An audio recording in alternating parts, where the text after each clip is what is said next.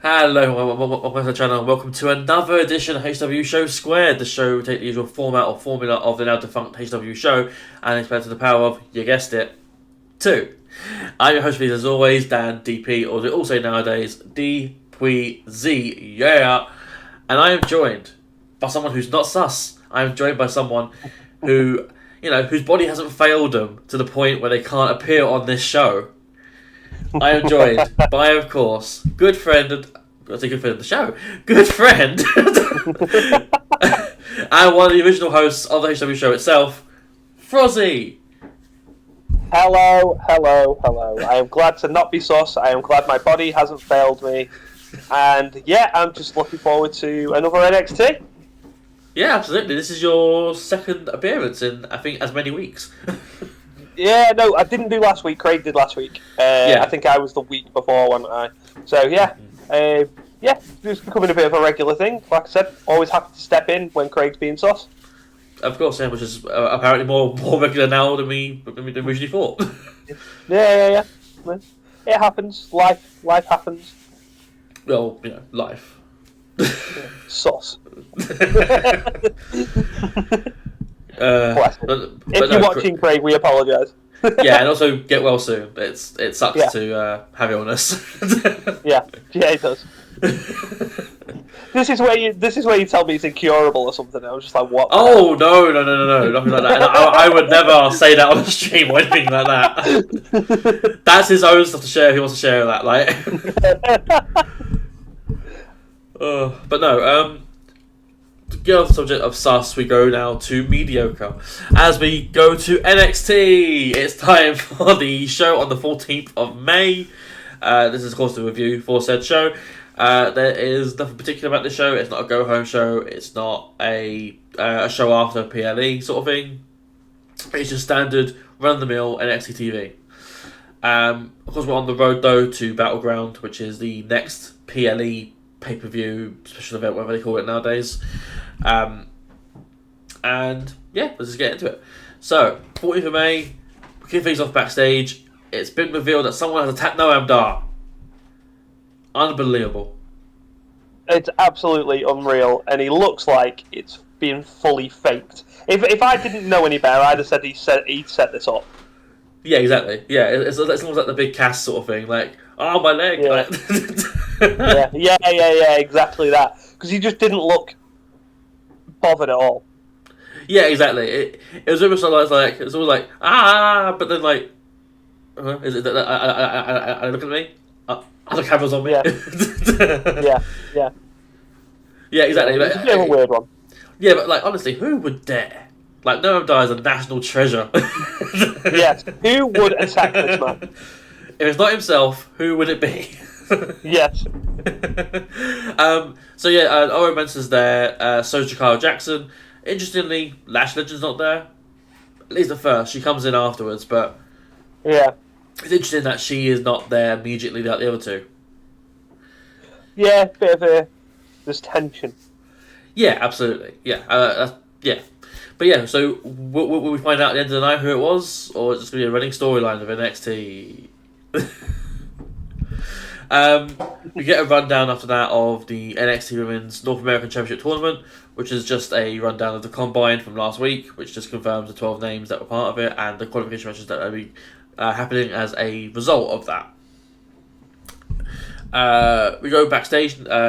Backstage now, we see Izzy Dame talking with recent Raw draftee, Kiana James. Kiana gives her a prep talk about running Raw, and Izzy will now run NXT. Before sending Izzy to her match. So that was kind of cool that Kiana James made an appearance here. Yeah, it was. I wasn't expecting it, so. But yeah, like fair play. I hope she does something on Raw. That's always my worry when women get drafted from NXT to the main roster. They just get lost. Yeah, absolutely. I don't know. It's like Tiffany Stratton though. Like Tiffany has absolutely killed it on the main roster so far. So, yeah. But saying that, of course, Kiana James is not on the same level as Tiffany Stratton in regards to in-ring ability. Nope. Whereas Tiffany has character work and in-ring ability, Kiana has a character, but not necessarily in-ring ability as much as a high regard as Tiffany does. Yeah. I mean, yeah. The less said at the minute about Tiff Stratton, I think, the better, maybe. The stuff going on that we won't talk about here. No, of course, no. It's interesting stuff, that. Go check out Twitter if you're interested in I was going to say, go on Twitter. That'll tell you everything you need to know. Or X, as it is now known. Sorry, yeah, X. But yeah, so we move on to the first match of the night, which was one of the North American Championship leather match qualifying matches between Sol Ruka and Izzy Dame. So of course, with all that build up that we had just before with Kiana Jane prepping Izzy Dame, she's gonna win, right? No. Yeah. Okay. No. Absolutely not. No, she loses. To the Soul Snatcher in the corner with some sort of like a counter maneuver that she did it with. Like they did the whole. To be fair, there was earlier in the match where she'd messed up the move from the top rope. I can't remember if it was some sort of form of moonsault. Missed it by a mile. Yeah. But then more than made up for it when she hit that. Yeah, absolutely. I was just like, it was impressive. Mm-hmm. The thing is, it's an impressive move, but I mean, it's awkward because it has that element to it where it's like you've got to set up for it, and it's almost like the opponent's waiting to get hit by it. Yeah. I compared it a few weeks ago with Craig to like Alberto Del Rio's foot stomp, if you remember, if you recall that, where it's like they got to hold themselves up like unrealistically to get hit by a double stomp. But it was like yeah. It's like you got to wait in position, bent over, like hunched, to get ready to receive this something cutter sort of move. Yeah. But yeah, like the way that it was done here, perfect. Yeah. Like if there's more ways you hit it like this, like if you find more ways to hit it like this, and like have it more out of nowhere, as opposed to you just bend down for a little bit and then I'll set up the move and then I'll hit with the move and then I'll pin you. Like it just needs that. But I mean, the match itself, I rated it 2 stars. I only got like 5 minutes, I think it was. So that's not ideal for a match of this caliber. And it's an issue that me and Craig discussed last week because there's so many matches like this that are so short for seemingly no reason. Like Sol Ruka is one of the, I guess, higher names now within the NXT Women's division. Yeah. And Izzy Dame is not necessarily as high as Sol Ruka, but she's also a force of nature herself. Yeah. It just feels weird that she lost in 5 minutes, clean. I thought this was a decent match. I was 2.5 on this because I just thought it was a solid opener. It didn't offend me. Mm-hmm. And everyone knew Sol Ruka was going through. So yeah, of course. Yeah, but it could have been more competitive. Yeah, I think that's mainly my. I think that's my main quarrel with it is that it wasn't more competitive. It felt. Yeah. Obviously, it was obvious Sol Ruka was going to win, but I just felt like Izzy could have done more, maybe, or been allowed to do more. Yeah.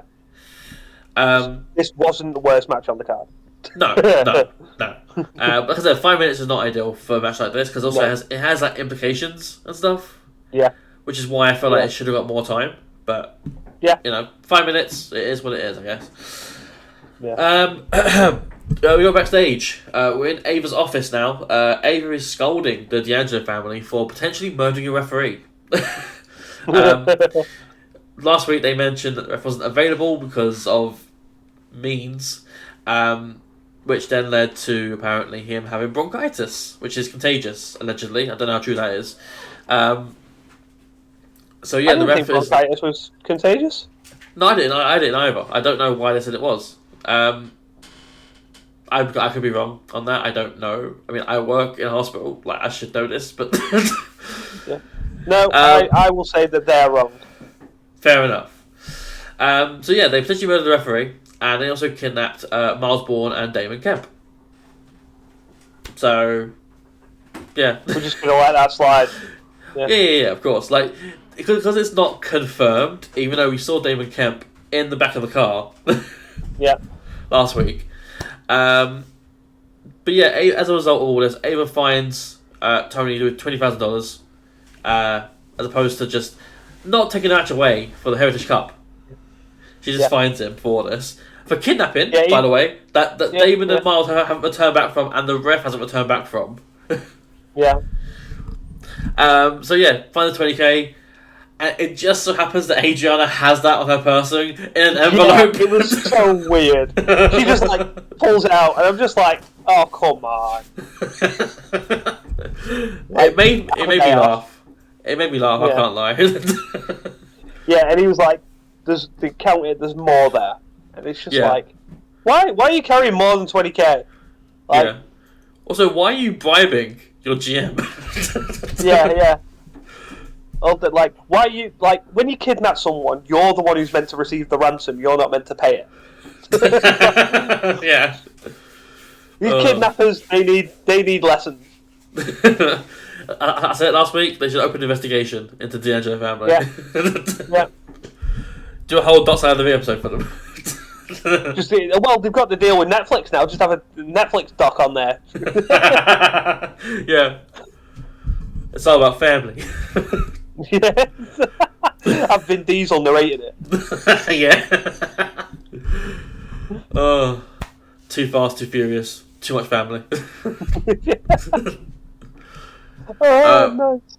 But no, we're still backstage after this.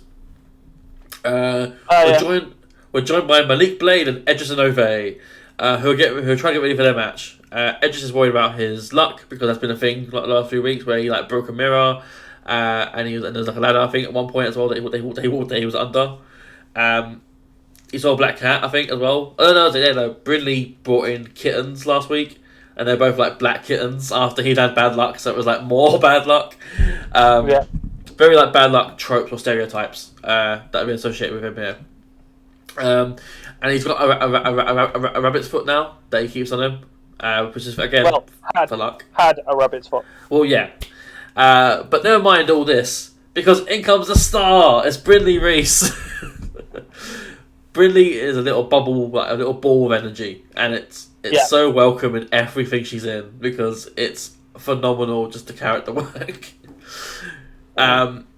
She throws it. She just basically says like, "You don't need that." Throws away the rabbit's foot. Yeah. You're both stars. You're both going to win this match, etc. And then they go pretty much, and then Edris is wondering where the foot went. Honestly, Malik and Edris are a talented team, and I want no issues with them in ring. I have no interest in them personally, like character wise, until they brought in Brindley Reese. Yeah. To be with them because she adds so much to this. What would otherwise be a substandard team. Yeah. Like it's just I don't know. It's just a fun like a trio between these three of them. Yeah, I'm not so much of a fan of them. I don't. Obviously, I've got like it has got better since like you said Brindley's come in, but like there's nothing there. I'm just like I'm seeing the same stuff every single week, and they're just boring. Mm-hmm. Like there's no edge when you're a tag team and you want to do stuff, and you look at the tag teams that are already existing just in the company, not just NXT. They've all got an edge. They've all got something about them, and these have just there's nothing there. Yeah. Yeah, that's valid. I mean, I don't agree. Yeah. I think they're both talented guys. I think they've potentially got a future. As of right now, obviously, it's not going to be a thing. I don't necessarily know. Yeah. But, no, like you said, something might just come up and they'll just get over, and everything will probably be okay. Because they're not bad. They're not bad in the ring. It's just the characters are boring. That's fair. Yeah, I mean, like I said, without Brindley, they're substandard. There's not much to them. But yeah, we move on. We're still backstage. There's an interview with Lola Vice and Shayna Baszler, which is cut off by Carmen Petrovic. There we go, and Natalia, who blindsided them, and that was pretty much it. I guess the worst pull-up power brawl I have seen in some time. It was bad. It was. Yeah, it wasn't. It wasn't good. No. I was just like, I don't get it. Like, Shayna Baszler just stood there for like a good 5 seconds before Natalia came in. Yeah, it was very. Yeah, it was like. Okay, it was cartoony. So they're gonna fight, and then Shayna just stands there. Yeah. It's like, okay, so she's waiting for Natalia then, because Why is she just standing there? Why is she up with Lola? Like, yeah. It made no sense, but it was very cartoony, and it just wasn't great. Yeah. But yeah, we move on from that. We go on now to Malik Blade and Edge Sonove taking OTM out the mud. Lucian Price and Bronco Nima. So the run of bad luck continues for Edge and Malik as OTM win following some sort of variation of the Alabama Slam, but with two of them instead of one person typically. I don't know what they call it. It looked good. Yeah, it's like a double Alabama Slam. Yeah. So, they haven't got a name for it, obviously. So they probably do. I probably just missed it. Yeah. Anyway, I rated the match 2.5 stars.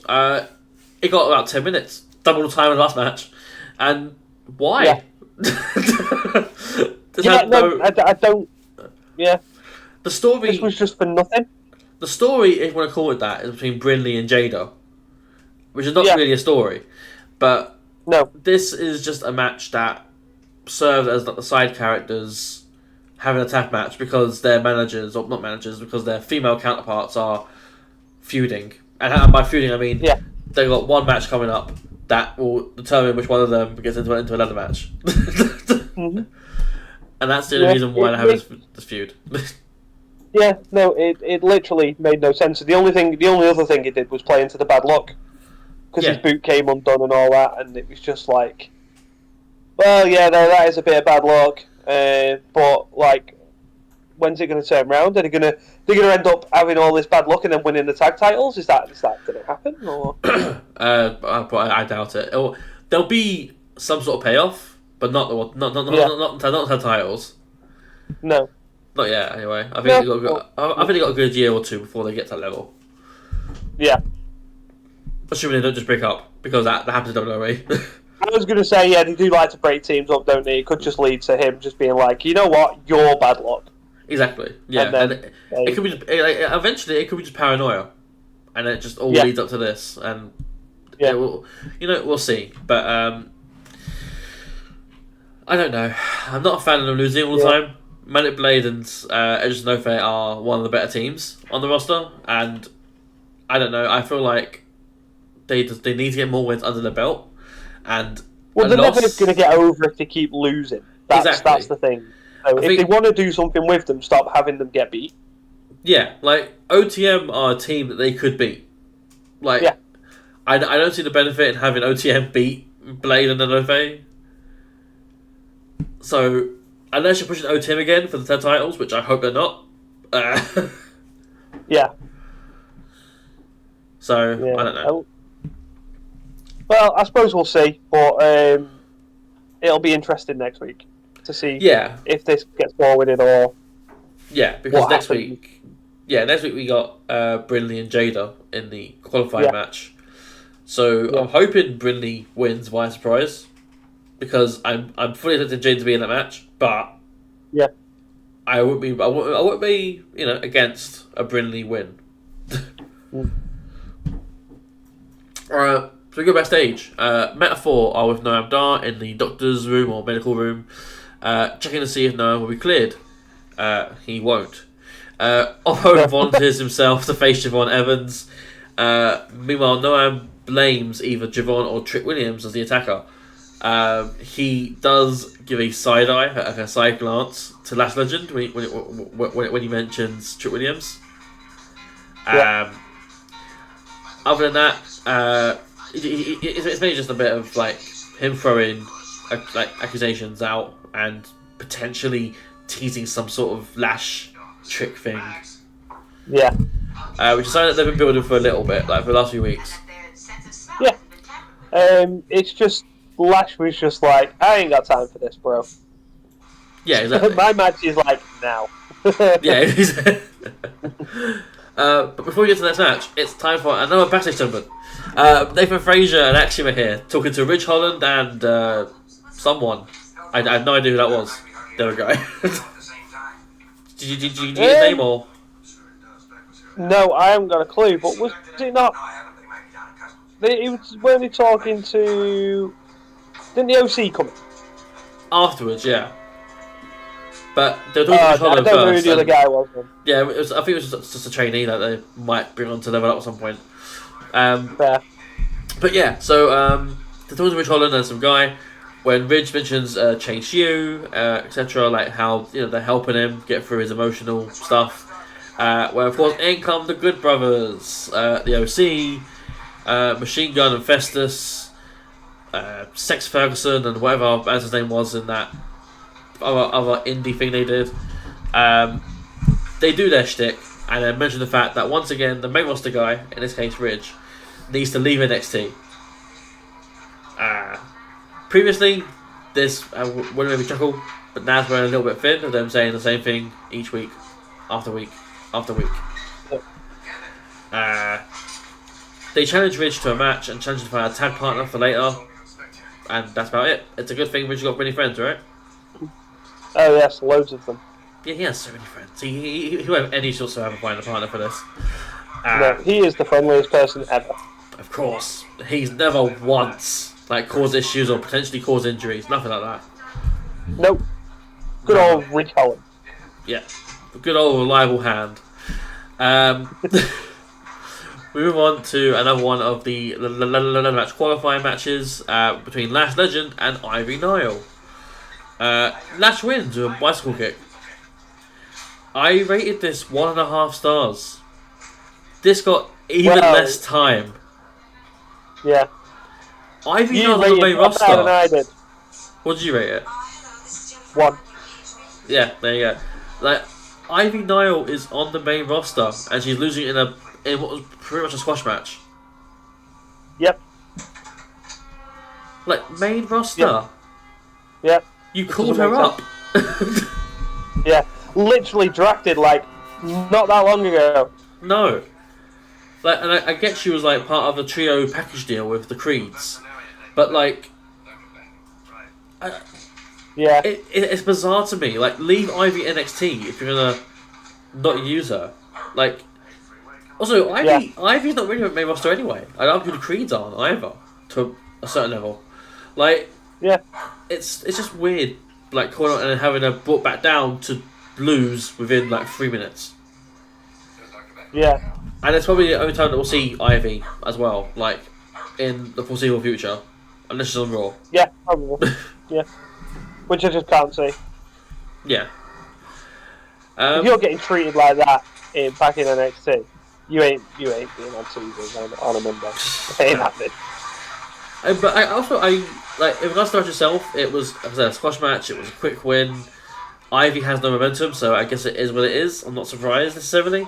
I can't help but notice that Lash is also looking a bit more refined, and more cleaned up. She's good. She is good. It's it's been a weird escalation. Yeah.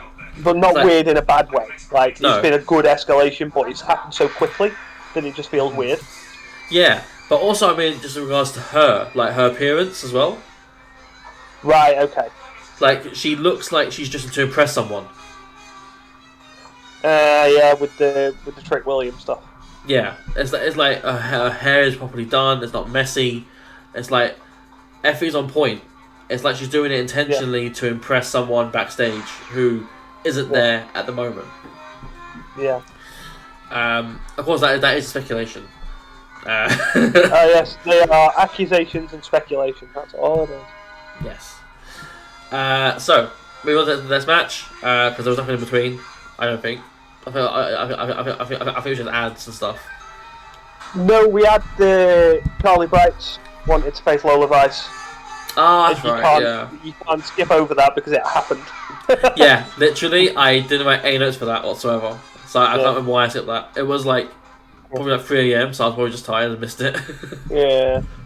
No. Well, yeah, no, that happened. She asked for the match. They were a bit weird about giving it to her, and then they were like, you know what, have it. Fair enough. Yeah, there wasn't much to it. It was just they were asking for a match. Ava saying, I don't know after you score and stuff, and then she just let her have the match anyway. Yeah, precisely. Yeah. fair enough. But after that, we move on to the match of the night, which was between Javon Evans and Oro Mensah, who is stepping in for Noam Dar in this instance, which seems to be a common thing for Metaphor, is that instead of Noam Dar fighting his opponent, it'll be Oro Mensah doing it instead, and act as a sort of gatekeeper for Noam Dar. So interesting in her absence. There's no Latijan of this as well, like during the entranceway. It was quite easy showing for Lash as well, so I don't know why she couldn't be there. Like she just had her match as well. Yeah. Like there's no reason to just why she couldn't be there. No. But yeah, Jakara's here, so that matters. That's all that matters really. If Jakara's there. Yeah, exactly. As long as there's some form of help there. Yeah, exactly. But so near the start of the match, she comes out anyway, Lash. So she might be just, I guess, I don't know, clearing off whatever, like sweat and whatever. Yeah, just doing a thing, Yeah. Javon Evans wins with the Hold It in the Road, which is a sort of barrel splash tornillo sort of move from the top rope. Yeah. It looks very, very good. I likened it to, it's basically the coffin drop, but with a few spins. Yeah, precisely. It has like the setup of like Tiffany's moonsault, which has like the jump between the ropes thing to the top rope and then do your move. Yeah. And then it also has just the spinning tornado side of things, like the coffin drop. Yeah. I rated this 3.25 stars. Honestly, this 3 stars. Yeah, fair enough. Like for me, this is the match of the night. Like, it had a bit of everything in it, and honestly, I didn't think Oro Mensah was all that. But maybe that's more a compliment for Javon Evans for being able to bring it out in Oro Mensah. Also, I don't know if you caught this, but during the part where Trick comes out to stop Lash from throwing a chair in, Jakara runs distraction. And her distraction for the ref is just like shadow boxing in the ropes, like dodging blows. No, I didn't catch that. So she gets onto the apron and about to get in the ring, like, oh ref, look at me, I'm gonna get in the ring, and then she's just doing this in the bottom rope, like she just. What? I'm gonna have to go back and watch this. It's on Twitter, I'm pretty sure as well. Like it. What are you doing? Yeah, it's ridiculous. It's. Like normally the distraction is just like just trying to get in the way. Yeah, but this is more just look at me, I'm in and I'm out, yeah, look at me, yeah. What are you gonna do? What are you gonna do? Are you gonna stop me? No, I'm not in the ring. Oh, and now I am. Yeah, exactly. But no, besides that, it's probably the one match that I'd recommend going out your way to watch if you decide to watch anything from this NXT show. Yeah. Evans, by the way, if he gets, like you said before, that an Oro Mensah match isn't necessarily always good. Mm-hmm. If Javon Evans becomes that guy who can have a good match with anyone, he's going to go very far. Absolutely. Yeah. I mean, look at Dragunov as a recent example of that. Yeah. Like Javon Evans, or formerly Jay Malachi, is an insane talent. He is really great at what he does, and if you're given the proper spotlight or platform to showcase himself, then fair play to him, because he's a talent. He's he's generational. Like he's really good, and he's so young as well. Yeah, like he's got a massive future ahead of him. Oh yeah, he's been really impressive in the matches I've seen of him. Yeah, he's been great. Yeah, absolutely. But yeah, following that, we come to a promo in the ring. Pardon me. It's Wes Lee. Wes talks about what it all means to him, being back at NXT, being back in WWE. He's at a loss for words. But don't mind that, because it comes to Oba Femi. Oba comes out to basically hype himself up. He also says that Wes is, he's really good, but he's not as good as Oba. Oba's a ruler, Oba's a warrior, etc., etc. Wes replies by giving his reasoning as to why he deserves a North American title shot. However, he comes over. Ivar talks about fighting. Wesley is fuming. Yeah, he is actually.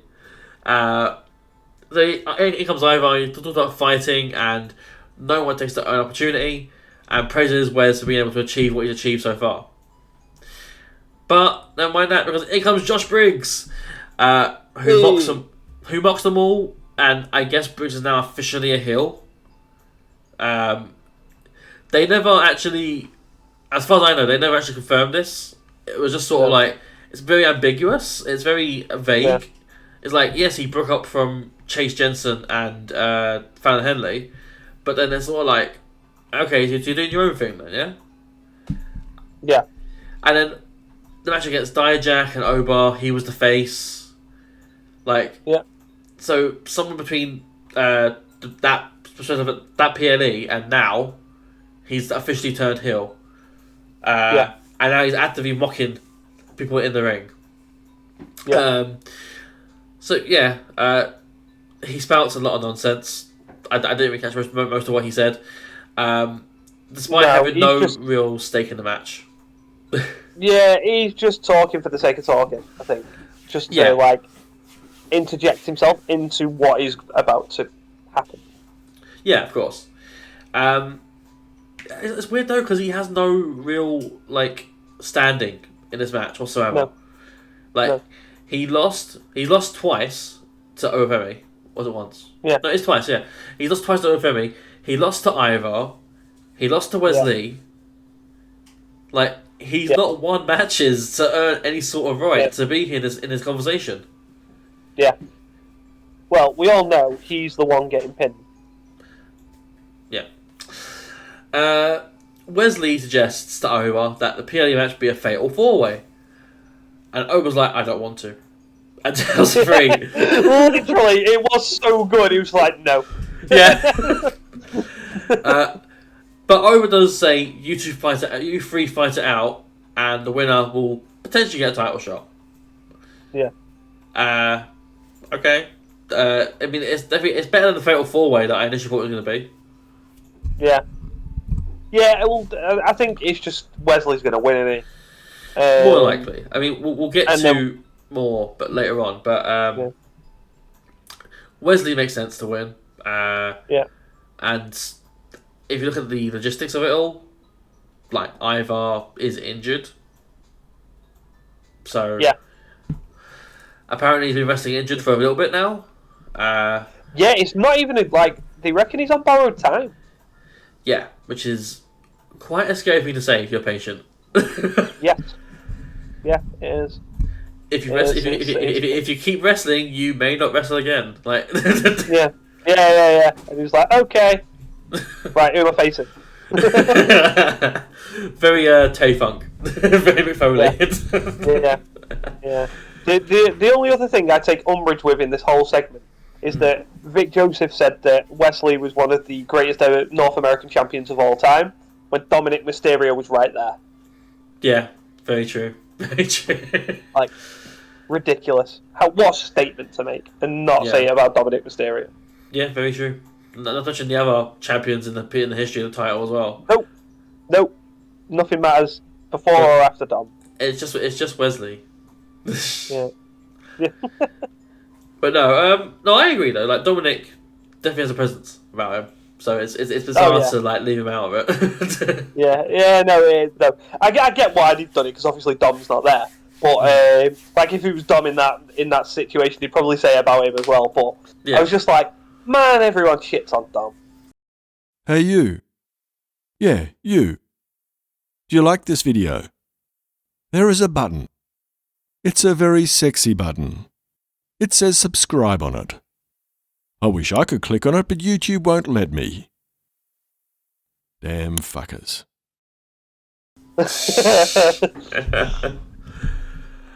So we move on to backstage. It's Lexis King. He does something cringe. Moving on. No, it's... I'm so glad that you wanted to move on from that, because I felt ill watching it. Yeah, and I wouldn't be doing my due diligence if I didn't go over it at least. So he talks about what he did last week to various unnamed trainees in NXT. But in comes Jasmine Nix with a get well soon card for JC. JTJ that is, who is essentially injured like that. Because of broken Thea Hale. nose, is it? Yeah, broken nose, which to my knowledge doesn't incapacitate you. No. It's just an inconvenience. It also gets you no sympathy to have your card signed either. Yeah. So yeah, no one's interested in signing this card, and neither is Lexus. But he'll sign it because of who is offering. Yes. And he calls it Jamie, which is quite funny. Yeah, he calls her Jamie, and he signs the card to Jackie. Yeah. So it's. I will admit I don't like Lexus King. Yeah. But I do like the sleazy character he is. Yeah. He's playing that character well. Yeah. Well, you're not meant to like him, are you? So he must be doing it right. Exactly. Yeah. It's just most of the time he does is cringe. It's just this too was cringe. It was. Yeah. It's just the way he talks and stuff, and like I think it was like last week as well, or the week before. Like the way that he cheers someone up by giving them a signed autograph of himself, like a hamper of like Letters King merch, which is very like marking out for yourself behaviour, which I really sort of appreciate. Yeah. No, I'm not. I'm with you though. I'm not really a fan. Yeah. He's doing it right. Exactly. Yeah, it's like The Miz. Like I'm not a fan of The Miz, but I know that he's a good heel. Yeah. I know you don't like him, and that is the ultimate goal. Yeah. And to be fair to the Miz as well, he doesn't have terrible matches. Same as Baron Corbin. Yeah. Good heel, doesn't have bad matches. No, exactly. So we move on to a match everyone's looking forward to. It's the OC. Carl Henderson and Luke Gallows taking on Chase U, Riley Osborne and Ridge Holland. Okay, he's part of Chase U, I guess now. That's cool. I guess. Everyone trusts him. Of course, yeah. The OC win, of course, after a very poorly telegraphed miscommunication spot. Yes, it was so bad. So Ridge has like Northern Grit set up for a good 5 to 10 seconds because he's trying to position himself for Riley to hit him. Yeah. So Riley accidentally hits Ridge with a springboard drop kick, and then that results in him getting rolled up for the 3 count. Ridge getting rolled up for the 3 count. I rated it 1 star. Yeah, it was not good. I went 1 star with this as well. Yeah. So what do you get when you take a poorly booked individual, put them with one of NXT's hottest acts, and put them up against 2 of Pro Wrestling's most stubborn people? You get whatever this was. You get whatever this was, exactly. It was a slow mess of a match. Riley Osborne is the only highlight of this match, and the only reason why I gave this match a star. Yeah. He's not a bad wrestler whatsoever, and he's the one who shines the most out of this because he's trying to carry 3 people who aren't that good. Yeah, exactly. Which is it's a shame. The quicker we move on, the better. Yeah. This went for 5 minutes, man.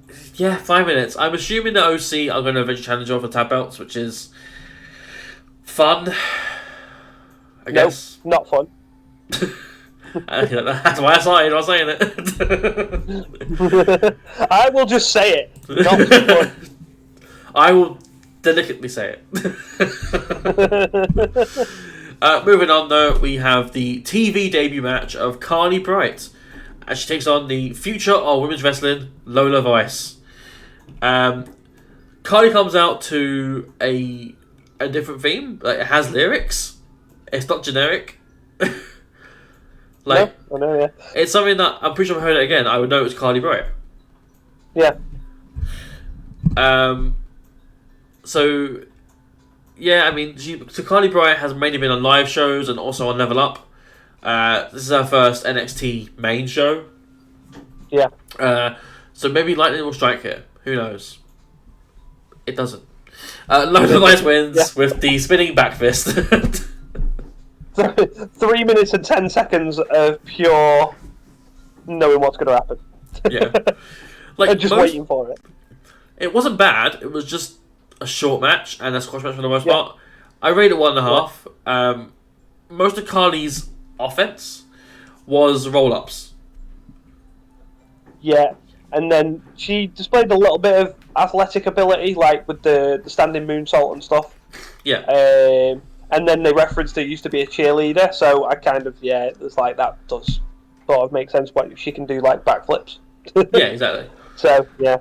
I mean, and also if she's got a backstage, if she's got a background in cheerleading, you know, that's like similar to the Julia Hart level. Yeah. And Julia Hart's improved herself immensely over the last couple of Julia years. Hart's unreal. Yeah. But I think she did the right thing at some point in the match. I can't remember what it was. When she was getting a bit of offense, I think it was after one of the roll-ups. And she tried to fire the crowd up, so she tried to interact with the crowd. And when you're someone like her who's new to TV, interacting with the crowd and not just having your match is a good sign anyway. So she does get it. Yeah, absolutely. So yeah, no, that was good. And it's a very minuscule thing, but I did note the way that she hits the ropes. Yeah. Like, it's very much someone who's not new to this.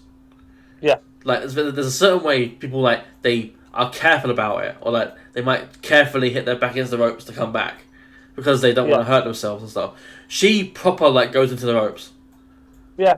Which I really appreciate the way that is, because it's something small, but something that also helps so much with like, match momentum and match progression. Yeah. So, you know, like, I've seen her once, and I have high hopes. I want to see more of her in the future, but like right now, I don't know if that happened because she was just a side character to this. She probably what would probably need to happen is she needs to end up with someone, like in terms of like a faction or something like that, because that tends to be how it happens in NXT. Like, you end up, whether the women go with a couple of guys, they end up getting their own momentum, having their own matches, they build up and then they leave. Or if it's an all-women's faction, they elevate each other and then they split up and it becomes a big thing. Yeah. And yeah, she just needs something like that. It's hard to get over on your own, starting from scratch. Yeah, no, exactly. And she's also got a tag partner who she tags with on like live shows and stuff like that, and I think on one Level Up, I think she teamed up with her. Right. So her name is Kendall Gray, someone who I'm not overly familiar with. I just know her as Kendall Gray and, you know, WWE. Yeah. But that could be a sign that they do going forward with like having her be part of this team. So maybe not necessarily join the faction of like predominantly men, but I don't know. She's got a tag partner who I'm assuming she's made friends with or team with regularly or something like that. So if she does that, then that could be something for her. Yeah. But post match, Carmen and Talia jumped them, Lola and Shayna, and they set a match for next week. Yeah, it's just the tag match. Yeah, which is nothing special. It's just a tag match. Yeah, that we all saw. Yeah. Backstage, Riley Osborne apologises for costing Ridge the tag match. They let bygones be bygones, and it seems that Ridge is turning over a new leaf in his career and building relationships and friendships, starting with Chase U. I'm not sure. Well done, Rich Holland. I'm not sure he's a great fit for them. I don't mind it for now. It's certainly better than whatever they're doing with Sean Spears. Which I forgot Sean Spears was a thing. Yeah, I imagine they're going to come back to it though. But it's always funny with Sean Spears. Like, they always try and make a big deal of it no matter where he goes. And after like 4 weeks, no one cares. Yeah. Which says it all. He's not a bad wrestler. It's just... No. He's not interesting. No. The last time he was interesting was when he was doing this. Yeah. That's it. And even then, that's all he was doing. Yeah. Because it's very similar to, like, you know, Jay used to doing. Like, it's like a certain gesture or a certain word, like, that gets you over. You know? Like Jason has yeet, you know? Like, Austin had what? You know? Like, it's these little things like that. These little nuances. And... Yeah. With Sean Spears, it was simply that. Yep. Which worked because he was the 10 and stuff like that. But Yeah. nowadays he's not the 10. He is the 1. 1 star. Yeah, 1 star Sean. Let's go. Move on now to the main event, which was for the Heritage Cup trophy. For those who aren't aware, I'll quickly go over the rules of the Heritage Cup as well. Just for those who aren't aware, it's very similar to our British rules format. There are 6 3-minute rounds. There are 20-second breaks in between each round. The match is contested under 2 out of 3 falls. Individual falls can be scored via pinfall submission or count out. When a fall occurs, the round ends immediately. DQ or KO ends the match completely. So one instance of that, match ends completely. Like in round 1, it would just end. If there are 6 rounds that are fully completed, the person with the most with the most falls wins. And finally, if the result is tied at the end of 6 rounds, the current champion retains. Hopefully that clears it up. I don't like this format. I actually really enjoy this format. I like it because, like I said, it relates to British rules, and I've always liked that style of wrestling. Yeah. I don't like it. I like a match to be a match. This is a match. It's just broken up in 6 segments. Yeah, that's what I don't like. It's the breaking up part of it. Like, stop giving them 20-second breaks when people can wrestle for hours. Like, come on. I mean, boxing, you get like what, a minute break more than that sometimes. It's legitimately being punched in the face. Yeah, so it's wrestling. It's legitimate. Yes, I forgot. My bad. Thank you. It's still real to me, damn it. But no, the match itself is between Tony D'Angelo and Ty Dempsey, champion. Tony wins the first round via a roll-up pin. The second round is mostly lost to an ad break, which is always fun. But we come back towards the end, and Dempsey almost makes Tony tap with an armbar. Yep. The third round is won by Charlie Dempsey with a German suplex after Tony goes for a spear and hits the corner. The fourth, so at this point it's 1-1. The fourth round is almost won by Tony, but a bell saves the freak out from happening. So it's still should have been won by Tony because he hit the move with 10 seconds to go and then just stood there until 2. Yes. I was just like, this is dumb. You've made this look so silly now. He's got a sell, you know, he's exhausted and etc. It was so... That part, like, killed me. I was like, what is happening here? Like, you literally stood over him, just fall over. Just fall over Evelyn. It's over. But no, I'm going to wait until there's 2 seconds left on the clock and then I'm going to cover him and not win the match. Yeah, that's how it works, right? Towards the end of the 5th round, Damon Kemp and Miles Bourne come back, so they're not dead. And they play distraction for Luca and Stax. Tony also gets involved in all this, and this is a massive distraction, which doesn't help Charlie, as Tony just hits him with a finisher. I was going to say, you come in for the distraction, and it doesn't help. Yeah. So they come back and all that. They have a big brawl on the outside. Tony's even involved in it. Comes back in the ring. Charlie tries to hit him. Tony dodges, hits to forget about it, and wins the match by pinfall. So Tony wins 2-1, and he is your new Heritage Cup trophy champion holder thing. Yeah. See that's another thing. Like, it's just a trophy that you carry around. Yeah, and but it's just like. It's like the Heritage Cup Trophy Championship. Yeah. Yeah, no, I don't like it. Like, who wants to carry this round, bro? Like, seriously. Why not a title belt? Like, yeah, just make it a belt. You could carry this massive trophy. Yeah, it's daft. I hate when they do the trophies. I hate it. Yeah. I mean, this wasn't even the thing that annoyed me, and I spoke about this off camera. So I'll let you carry on. Say what you're going to say, and then we'll move on and we'll get to it. But yeah. So I rated the match 3 stars. As usual, these matches, like British rules matches, are good. I do typically enjoy them. I like how they're different from a standard wrestling match. It's just something different. and I appreciate the level of combat and the rules it brings. Everyone involved having to switch up either their style or their mindset. It wasn't the strongest match, as I've always said, because that was Javon and Oro Mensah. But it was still good. Plus, it was nice to see Dempsey lose the trophy because the catch clause sucks. Yeah. It's fun having like a free bird rule with tag titles and stuff like that. Having a catch clause for a singles title is ridiculous. Having a free bird rule for a singles title that you yourself won, and it's like, actually, no, I'm going to let this guy defend it for me. And it's you're champion, defend. Yeah, you won this belt. Yeah. The free bird rule should only be there in the case of like an injury or something. Yeah. Like, I'm not against the free bird rule being used by like a heel tag team. I'm not against it being used by any tag team. Yeah. Because it negates the need for like trios titles. Yeah. Which aren't needed in general. Yeah, no, they're not. They're not. Absolutely don't.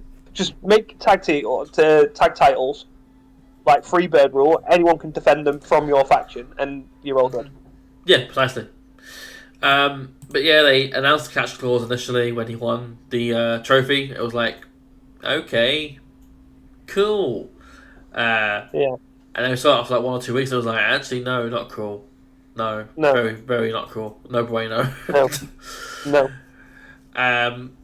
But yeah, overall, I enjoyed the match. It was just kind of altogether. But the match itself was fun. I was like 2.5. I wasn't blown away by it. But yeah. I get it. It's more the match type that ruins it for me. Like I said, I'm not a fan. But the match itself was good for what it was. Yeah, precisely. And I think in regards to like all these British rules or Heritage Cup matches, this is probably one of the weakest. Yeah. Like, there's been a lot better ones that I can think of off the top of my head. Like, especially like during Noam Dar's reign. Like, Noam Dar had so many good ones because of just everything that was going on with him and the sort of heel faction that Metaphor are. Yeah. But yeah, we'll see how Terry does with the trophy. I hope he melts it down and turns it into something else. Yeah. Like a belt. Yeah, like just anything but what it is. Yeah, it's so like cumbersome. Like, yeah, like he ain't gonna hold it. So who's gonna hold it? Luca, Channing, Adriana. Probably Adriana, actually. Like the title was like 3/4 of her height. Yeah. It's crazy. But yeah, he that wasn't the end of hoists the this show. cup up. No, he hoists this cup. Yeah. I hope he does something with it, and not. And also, no catch clause. Well, yeah, but like, he hoists this cup up, and Vic Joseph goes, "Oh my God, what's going on?" And Tony's just on the screen holding this cup. I'm like, "He's won the cup, bro. That is what is going on here." It's like, I didn't get it. And then like 6 or 7 seconds later, they cut backstage. Yeah. And so then his comment then makes sense. But why has he said it so early? It's like, Book, I'm getting this just now. There's something coming backstage. Let's see what's going on. Yeah. Meanwhile, Tony's just like, yeah. Like, oh my God, what's happening? He's just holding the cup. You've just commentated on the match that he's won. What happened? Yeah. But no, we end the show on backstage footage, revealing that Wesley, Josh Briggs, and Ivar have all been attacked. And at first, it would be easy to set them with Remy or something that he'd arranged to test them or something like that. But however, he's not someone who attacks on the back. He doesn't like do these sneaky side attacks over Remy. He's more about in the ring, prove your mettle. So it has to be someone else. Well, you ain't got to wait long because we found out instantly who it was because you can hear the accents already. You can hear them shouting. Yeah. You know it's someone from sort of certain part of the country. You know, from the the United Kingdom, and it's revealed at the end that the attackers are actually in fact Gallus. Yeah. They're back. Joe Coffey, Mark Coffey, and the other one are back in NXT.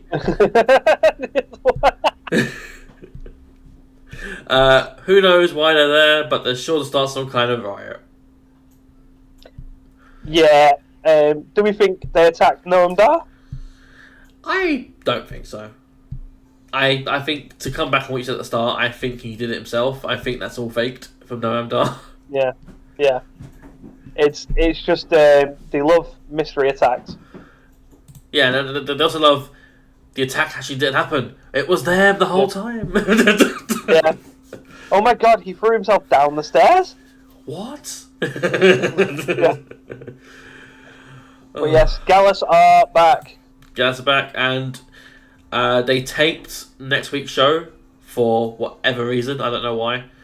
And we know the results already for next week. I won't go into it, but Joe Coffey is part of the North American title stuff going forward. I believe he replaces Ivar, I think it was. Ivar. It must be. He's injured, isn't he? So. Yeah. So he replaces Ivar in that match, and I know who wins, but I won't spoil it. But yeah, that was NXT. Yeah, it was just sort of there. It wasn't the best. It wasn't the worst. No, it wasn't. No, there's been some worse episodes than this. There's been some glaringly obvious bad ones. Yeah. Yeah. I mean, the show had Lexus King, the OC, Josh Briggs. Yeah. I thought we were supposed to be selling this, not making it worse. OTM. Rich Holland. Yeah. But no, overall it wasn't bad. It just wasn't good. Altogether, there was like 2 matches for me that were good, and the rest was sort of just either there or they shouldn't have been there. Yeah. And again, it's a common issue that I mentioned to Craig as well. They've got to fix TV with NXT. Like, they've got I don't know how you maintain the level of enjoyability of NXT while making it a better product. Because the matches here are getting 10 minutes when they should be getting 3. And the matches here are getting 3 minutes when they should have been 10. Yeah. You know, like, there's too many there's so many missed time matches. And it makes someone look bad. Like, and I'll come back to it because it's ridiculous to me. Ivy Nile. Yeah. Losing in 3 minutes to Last Legend. Yeah. She's a main roster talent, and she's losing in 3 minutes. Like, do you think Mia Yim's gonna lose? Say, Mishin's gonna lose in 3 minutes to who's she fighting? I thought she's fighting now, but she's got a match as well. Yeah, I can't remember. Yeah. No, she's not. Well, Like, she might do. She'll probably win, to be fair, but I don't know. It's very weird with NXT TV. Yeah, it is what it is. Ultimately, the show was there, and we're on the road still to Battleground. I think we're still 2 weeks out. I think it is.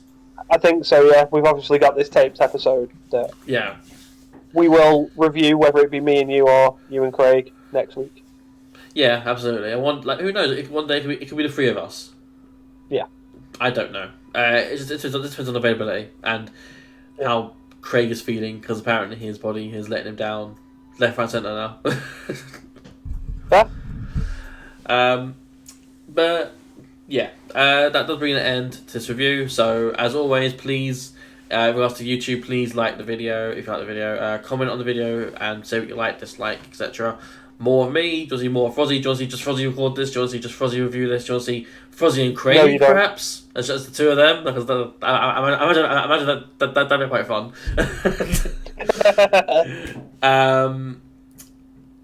Georgie Ray, come on, he won't do it, but George, if he put the requests in, he might do it eventually. Other than that, obviously subscribe to the channel if you like what we do and you want to see more of what we do. We are over 1,000 subs at the moment, which is ridiculous. It's incredible. At the moment, I think we're on like 1.2, something like that. I will go and have a live look while we're because it's absolutely insane the amount of support you guys show us. And and we hugely appreciate it. And the videos will keep coming, and they'll keep rolling out for various things, whether it's the Show Squared or a show review, show preview, other kind of video like Showdown or something else entirely. Hell, even an interview. We're currently sitting at 1,226. Which is, that's ridiculous. Insane. Yeah. Insane.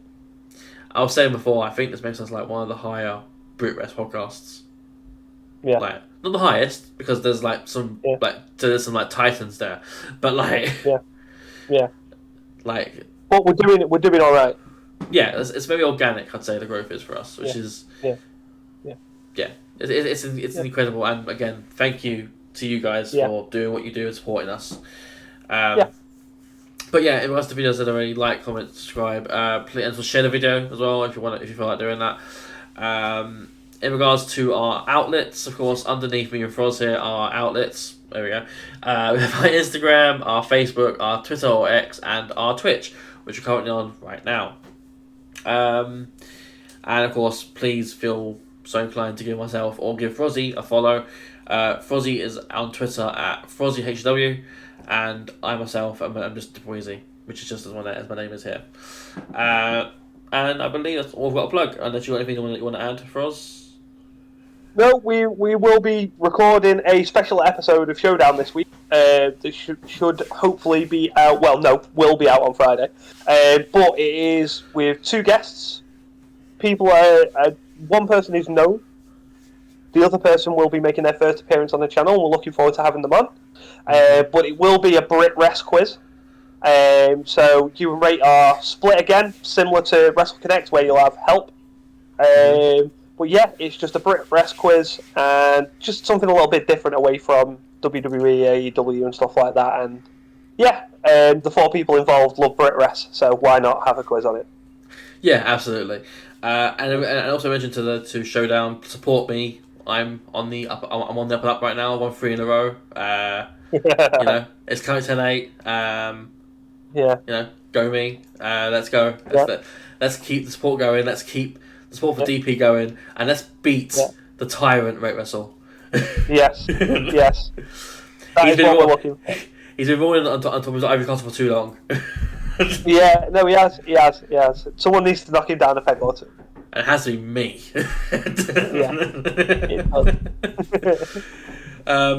But no, of course, that's all I've got to say, I think. And as well, again, just thank you to you lot for doing what you do and supporting us. And that brings an end to this review. I've been Dan DP, this has been Frozzy, and we'll bid you adieu.